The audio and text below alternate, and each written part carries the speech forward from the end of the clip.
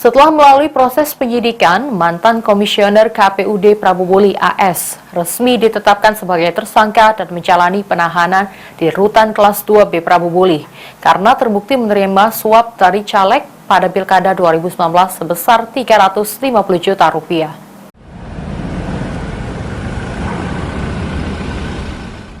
Seolah tak pernah berhenti, Kejaksaan Negeri Kejari Prabu Muli kembali menjebloskan seorang tersangka tindak pidana korupsi pada bulan suci Ramadan.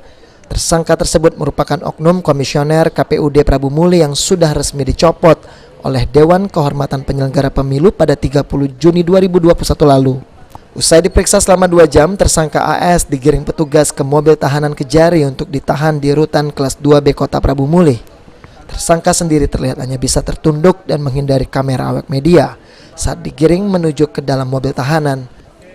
Selain menahan AS, Kasih Intel Kejari Prabu Muli Anjastra Karya mengatakan penyuap dalam hal ini caleg berinisial ET juga ditetapkan sebagai tersangka.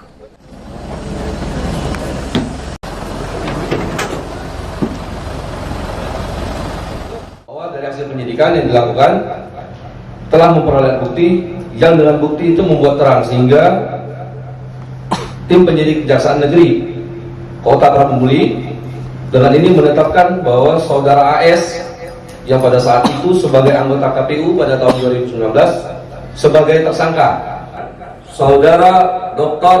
EFTY yang pada saat itu sebagai calon anggota legislatif DPR RI Dapil 2 Sumsel dari Partai Bulan Bintang sebagai tersangka. Jadi 2 tersangkanya. Penyidik Kejari Prabu Muli menetapkan pasal 5 ayat 2 atau pasal 11 atau pasal 12 untuk tersangka AS, sedangkan tersangka ET disangkakan pasal 5 ayat 1 huruf A atau pasal 13 Undang-Undang Nomor 31 Tahun 1999 Undang-Undang Pemberantasan Tindak Pidana Korupsi. Beni Firdaus, PAL TV.